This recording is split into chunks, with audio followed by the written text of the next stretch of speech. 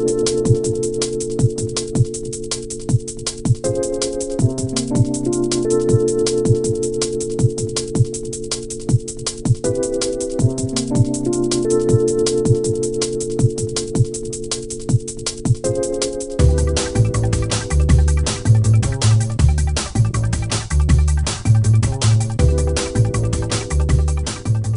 vamos passar agora para o último membro dessa primeira sessão, o professor Garth Le Pere, do International Global Dialogue Center na África do Sul.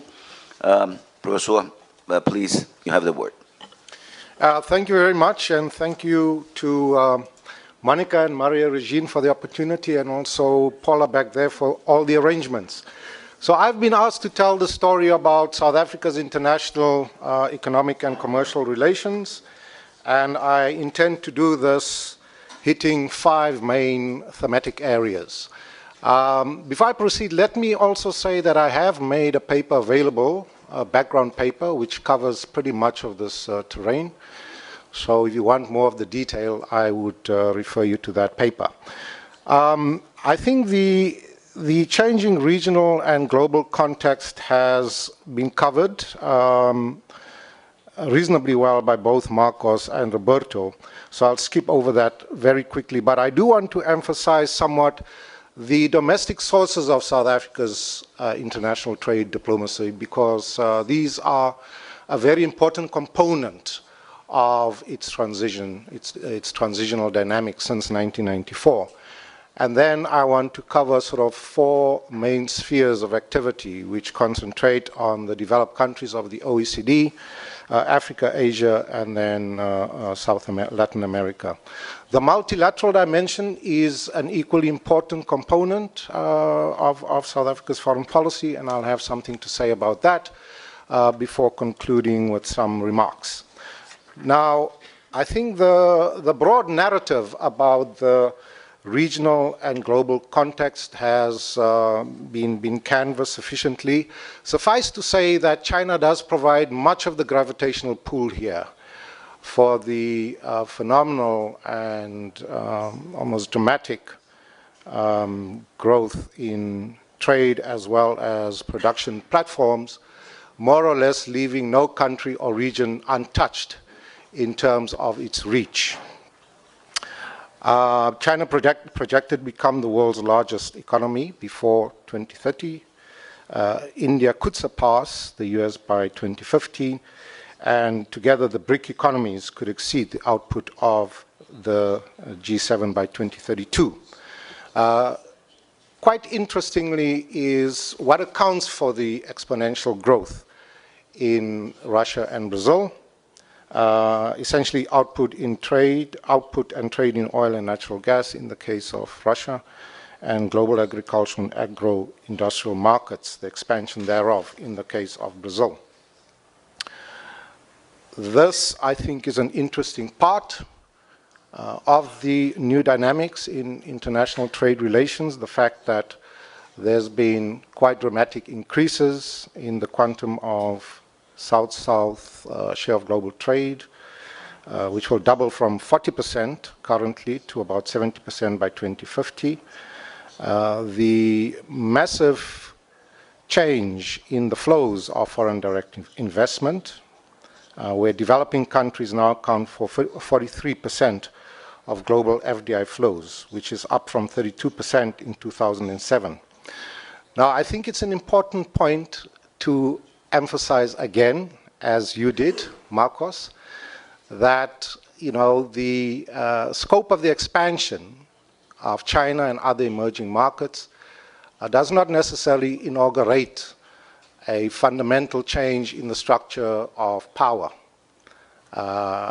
It might introduce subtle new changes in the balance of power, but the fact of the matter is that developed countries, those of the OECD, still contribute 70% of global GDP, and the US alone is responsible for 18% of the global consumption, compared to China's 3%.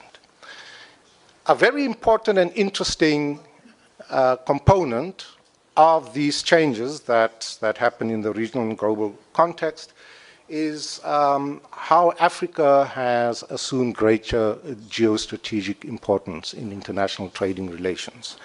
And there's a recent report by the McKinsey Institute which goes into quite a bit of detail in trying to chronicle the different dynamics and with quite a bit of statistical detail. Coming to South Africa's domestic context, and I think it is precisely here that comparative studies that look at the social profile of South Africa and Brazil are so interesting, because the social challenges and the social profile are pretty similar as far as their transitions, the challenges that sort of defined and underpinned their transitions to democracy are concerned. And this is essentially how do they address, in South Africa's case, the structural legacy, the racialized structural legacy of poverty, unemployment, and inequality. And again, here the effects of the Great Recession have been quite telling in South Africa's case. Quite dramatic rises in the scale of unemployment. The fact that one of the paradoxes of South Africa's transition is the growing levels of poverty. The fact that almost half of its 50 million population live below the poverty datum line. 25% of the population are dependent on welfare grants, the so-called basic income grant. And South Africa's Gini of 0.60 is, last I checked, the 10th highest in the world. Very outward-oriented economy, where the ratio of trade in goods and services has increased from 40% in 1993 to over 65% in 2010. Exports essentially concentrated around commodities, which are basic low-value added, and it imports mostly advanced manufactures. And that is symptomatic of the problem. Deficit in its trade balance over 8% in 2008, an economy largely oriented to services, followed by manufacturing and then agriculture and minerals. Now, since 1994, during the three presidential eras, there have been different kinds of responses to these challenges. The latest is called the New Growth Path and a National Industrial Policy Framework. And all of these are intended to do more or less the same things. In this case, it is to create 5 million jobs, the New Growth Path that is, over the next 10 years, to promote value-added labor-intensive industries, to diversify the economy away from sort of the mono-concentration in mining and services, and then to address this, something that is quite unique to South Africa, the racial dimension in the economy. The fact that you have a developed first economy and a highly underdeveloped second economy, where the majority of the population try to eke out a living. Now, interestingly, there are targets in the Industrial Policy Action Plan concentrated in 13 sectors and spread over manufacturing, primary production, and services in an attempt to diversify the economy. Now, looking at the strategic trade relations, those with developed countries, which, by the way, is the primary source of investment, technology, and trade, the European Union is probably the most important. South Africa has an asymmetric trade development and cooperation agreement with that schedule of liberalization. There is a South African Joint Cooperation Council, which is, again, a very important strategic underpinning of the relationship, which takes into account how South Africa and the European Union can cooperate largely on promoting peace and security on the continent, science and technology, the environment, sustainable development, energy and health, and so on. The United States is also very important to South Africa. The fact that South Africa is one of the major beneficiaries under the American Growth and Opportunity Act, which in a sense, resembles a super generalized system of preferences. There are something like 37 countries that participate in a go of benefits, and the primary beneficiaries essentially have been the oil producers and then South Africa. There's also a trade, investment, development, and cooperation agreement that has been concluded with the United States and the Southern African Customs Union, of which South Africa is a member with Botswana, Lesotho, Namibia, and Swaziland. Now coming to South Africa and Africa, South Africa is the most diversified economy in the continent, but has a problematic image, essentially because of the perception that much of its corporate and commercial activity is of a neo-mercantilist nature and hence very predatory.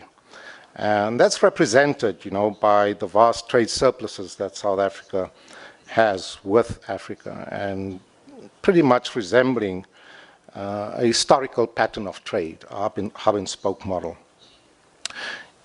Again, this is replicated, duplicated in the Southern African context, where South Africa pretty much accounts for the bulk of the region's gross domestic product. But quite interestingly, as we speak, there is a meeting of heads of state representing these three communities: the Southern Africa Development Community, the East African Community, and the Common Market of Eastern and Southern Africa. Now, this is an attempt to knit together 26 countries into a trilateral free trade agreement, which will be a major advance in dealing with multiple problems relating to intra-regional trade. Intra-regional trade among African countries historically has been low. Something like 18% of total trade is between African countries. And if this comes to pass, it will unlock major synergies in enhancing trade volumes between those 26 countries. Now, when it comes to South Africa and Asia, China and India are very important for many obvious and strategic reasons. The interesting developments here are the fact that China has put in place a forum for cooperation called FOCAC, established in 2003, and India has an India-Africa Forum. Now, these are very important strategic vehicles for enhancing the cooperation between the regions, and so it's not surprising. And another very interesting fact is that China is now South Africa's most important trading partner. In 2010, the only such agreement that China has with an African country, they signed a comprehensive strategic partnership across a range of common interests. And South Africa joined BRIC with the support of China and also Brazil for that matter. It's also strong cooperation on climate change in the basic, that as has been mentioned. And then India is also very important to South Africa, the fact that it is now the 7th largest export market. So the model of the story is that South Africa's trading patterns have changed quite fundamentally since 1994, where generally the South is becoming much more strategic and much more important. In the case of South America, Brazil ranks up there. It's probably the most important trading partner, the most important strategic partner in the region, although there is great scope for improving the trade potential. IPSA is very important, remains important. There's some debate about whether IPSA and BRICS are competitive or complementary. I think the jury's still out on that. Quite crucially, in enhancing the level of South-South trade, the Customs Union has completed a free trade agreement with Mercosur, and currently there are talks underway to explore the possibility of a three-way trilateral trade agreement involving SACU, Mercosur, and India. Coming to the multilateral context, multilateralism is probably the essential DNA component, shall we say, in South Africa's foreign policy. And very interestingly, you know, trade liberalization has been a very important vector in opening up the economy and the possibilities in the economy to the external trading possibilities. So much so that South Africa took, you know, undertook quite deep tariff cuts during the Uruguay round. It is very active in the Doha round, both in the G20 and the NAMA 11. And it is also quite an important player in different coalitions that are trying to promote a reform agenda in both the IMF and the World Bank. The cause of the G8 the cause of the South is very important, has been very important, especially during the previous presidential era in South Africa's engagement with the G8, particularly in advancing the cause of trade aid and debt relief. South Africa is also emerging as a donor, and it has established now an institutional mechanism for that, more or less concentrated in Africa, the South African Development Partnership Agency, to coordinate all its development assistance programs in Africa, which is worth about just over $1 billion. So concluding, currently there is quite a healthy debate about how South Africa could use its international engagements to address its own developmental challenges, especially as these concern poverty, inequality, and unemployment. The South is a very important strategic axis for increased trade and the reform of global governance. And South Africa is becoming less dependent on the North for trade. In other words, it has, especially over the last 10 years, diversified its trading relations, although the North does remain quite important for a range of geostrategic reasons. And finally, since its transition to democracy in 1994, Africa and the South have assumed increased importance in South Africa's own multilateral agenda. Thanks.